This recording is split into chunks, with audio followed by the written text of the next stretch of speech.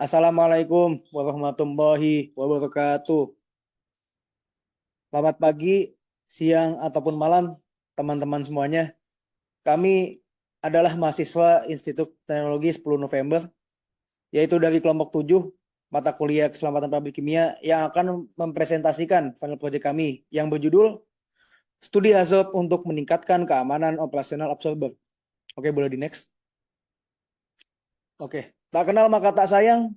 Oleh karena itu, marilah kita berkenalan terlebih dahulu.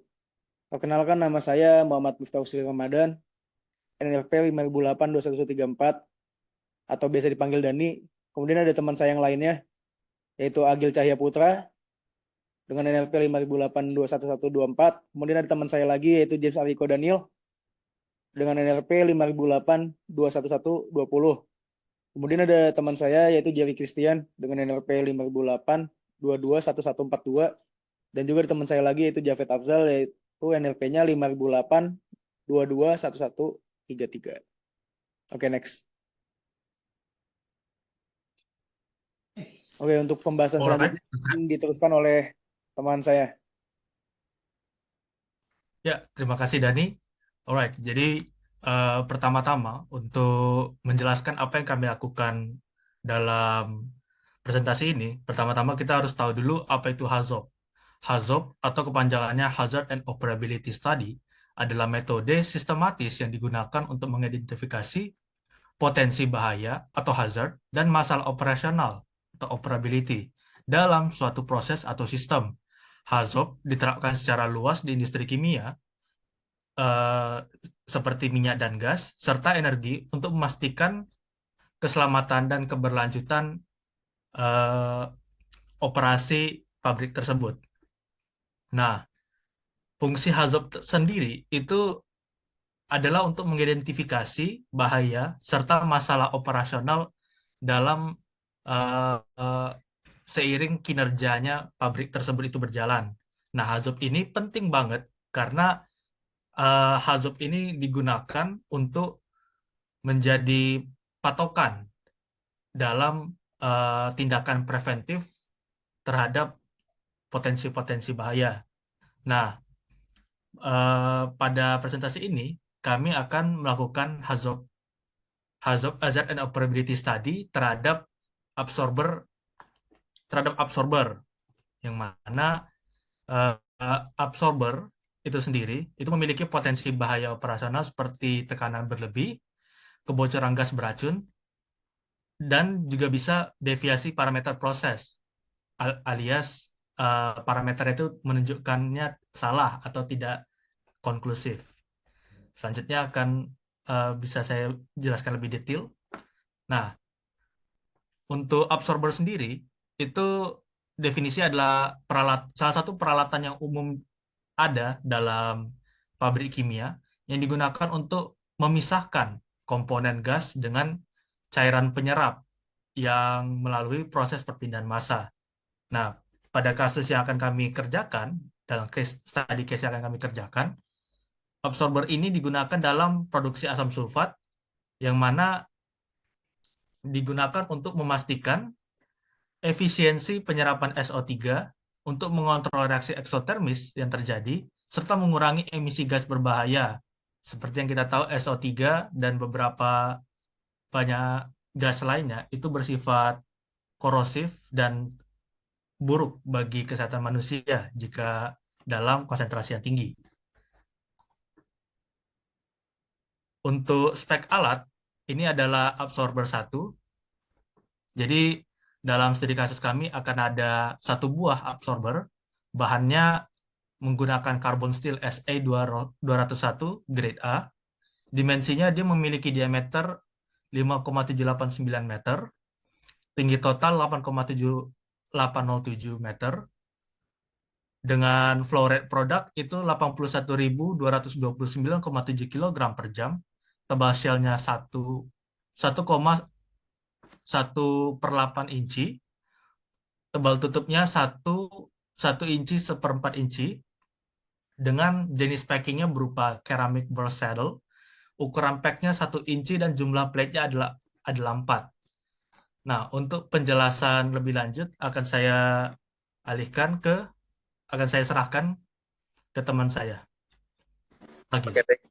Terima kasih James. Untuk selanjutnya dari unit 230 ini memiliki fit dari 11 stream 11 dan memiliki overhead product di stream 12, bottom product di stream 18, kemudian untuk solventnya di fit keduanya itu dari stream 17. Jadi di sebelah sini juga untuk absorber ini di unit D230 ini mengabsorb dari SO3-nya dengan solvent asam asam sulfat H2SO4. Jadi dari stream 11 ini terlihat bahwa SO3-nya memiliki jumlah massa 51.410 menjadi 51. Terlihat di sini bahwa diabsorb sehingga di stream 12 absorber satu outlet terdapat uh, berkurang sedemikian rupa. Oke, bisa next.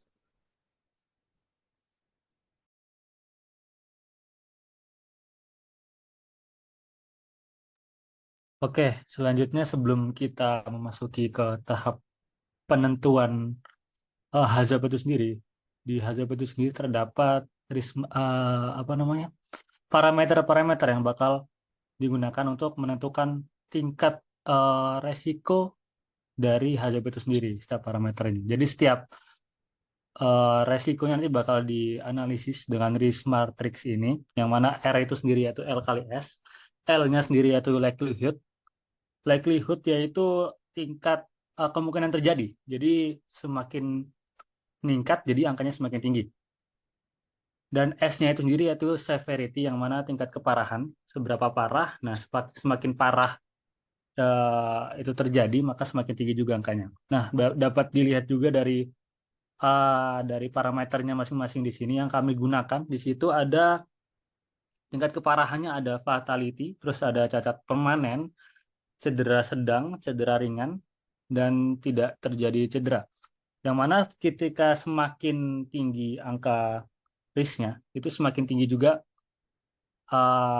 angkanya dan semakin tinggi juga keparahannya. Jadi ambil contoh aja ketika S-nya 2 dan L-nya 2, itu 2 kali 2 jadi 4. Nah, di situ kita bisa ambil contoh 4, jadi di angka 4 yang warna warna kuning, di situ kecil kemungkinan dan juga cedera sedang. Jadi bisa kita ambil di tabel kedua, di situ berarti masuknya menengah low, yang mana itu dapat dijadwal, dapat nilai resikonya 3 sampai dengan 6, yang mana FO dapat dijadwal kemudian, terus penanganannya dengan prosedur yang ada. Tapi ini tidak jadi patokan, nanti bisa menyesuaikan dengan prosedur-prosedur yang ada sesuai dengan parameter yang kita analisis itu sendiri.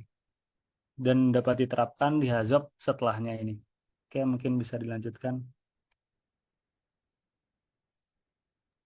Oke, terima kasih Javed atas waktunya. Baik, saya akan menerangkan tentang hazard yang berdasarkan analisis kelompok kami. Oke, dari case kami yaitu yang absorber tadi, kita ngambil datanya itu ada parameter, terus ada guide word atau deviation, kemudian ada possible cause, consequence, probability-nya tuh kita ambil per mount, terus severity, itu keparahannya, risk rankingnya itu yang merupakan total dari probability dikali severity. Safeguard, kemudian ada residual risk sama action required. Oke, kita masuk ke parameter pertama yaitu laju aliran. Eh, yang pertama-tama itu kita concern dulu yang di tinggi. Ketika laju alirannya itu tinggi, maka apa sih penyebabnya? Apa sih bisa menyebabkan apa sih? Nah, pertama itu karena laju aliran tinggi itu bisa menyebabkan kegalan pompa. Kemudian katup juga bisa macet, apalagi kemungkinan tidak bisa terbuka. Konsekuensinya itu apa? Absorbernya itu bakalan overloading. Kemudian juga efisiensi absorber itu bakal menurun. Nah, berapa kemungkinannya itu terjadi selama sebulan? Kita ambillah nilainya nilai 2. Kenapa kita ambil nilai 2? Soalnya hal tersebut sangat jarang sekali terjadi. Terus kemudian severity-nya, tingkat keparahannya kita ngambil nilai 3. Kenapa? Soalnya hal tersebut itu menurut kami itu dampaknya nggak begitu parah lah. Sehingga list rankingnya didapatkan 6, itu di mana dengan dari rumus dari risk matrix tadi, yaitu eh, L dikali S. Jadi 2 dikali 3 itu 6. Oke, selanjutnya itu penanganannya gimana safeguardnya? Yaitu dengan memasang flow meter atau sistem shutdown otomatis. Setelah dipasang safeguard tersebut, maka residual risk-nya bakal severity sama probabilitasnya bakal bisa menurun. Yang dimana kita bisa lihat di tabel residual risk. Yang probability-nya jadi angka 2, soalnya itu masih besar kemungkinan terjadi, namun tingkat keparahannya itu menurun menjadi tingkat 1.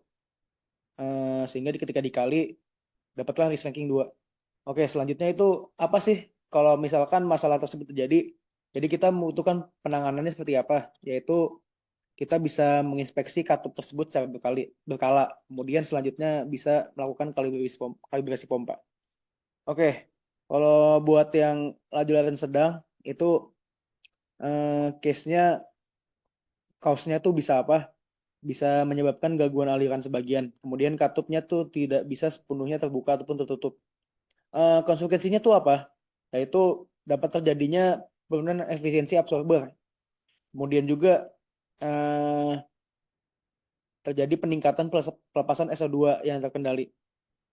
Probability-nya kita ambil nilai 2, soalnya hal tersebut tuh masih bakal jarang sekali terjadi. Kemudian tingkat keparahannya gitu kita ambil 2 juga. Soalnya tingkat keparahannya menurut kami tuh tidak begitu parah lah. Didapatkan dari rankingnya tuh 4.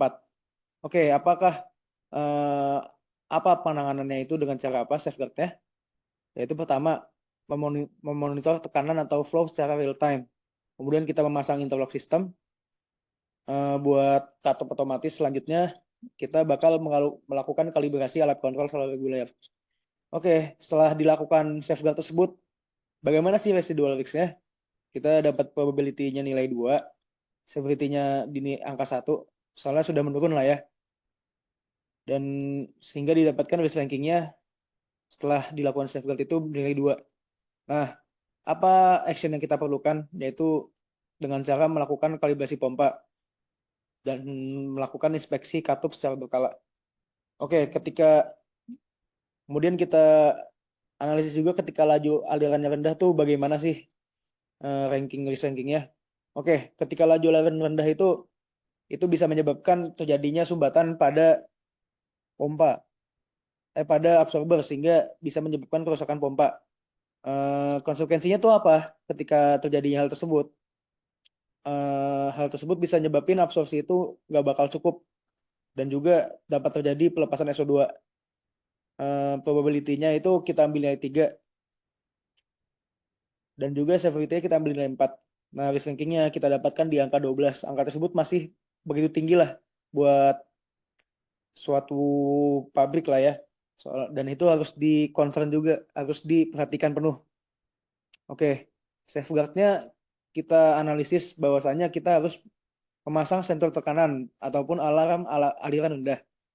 Oke, setelah dipasang kedua alat tersebut, maka probability-nya dan severity-nya menurun.